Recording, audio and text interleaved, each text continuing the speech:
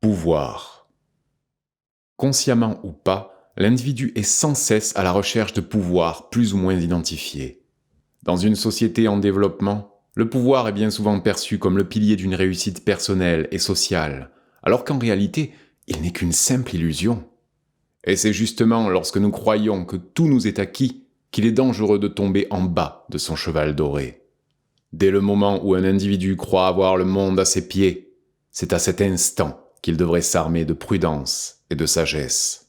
Que l'on soit chef d'entreprise, dirigeant politique ou simple fonctionnaire, on a l'impression d'avoir un grand pouvoir qui semble stable et durable.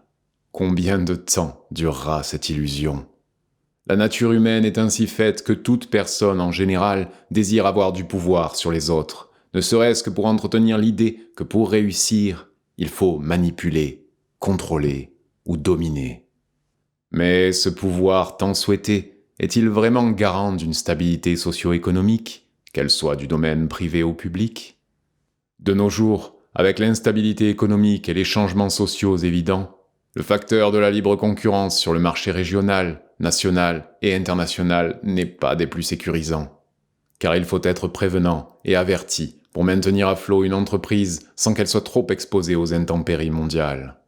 Nulle propriété ne peut résister aux fluctuations négatives d'un marché à l'échelle planétaire si, a priori, l'on use d'un pouvoir affranchi de toute sagesse. En effet, le véritable pouvoir ne peut venir de l'extérieur. On ne le retrouve pas non plus au sein d'une institution politique ou autre, mais bien plutôt à partir d'une philosophie intérieure. Le pouvoir, le vrai, ne peut se manifester qu'à l'intérieur de soi. C'est un pouvoir brut au départ, un pouvoir naturel, non artificiel. Il est généré à partir d'une puissance créatrice existentielle et peut être raffiné dans la mesure où cette puissance est libre de toute manipulation corruptrice. Ce pouvoir authentique n'est pas visible, mais il peut déployer des forces pouvant avoir un impact considérable, autant sur le plan individuel que collectif.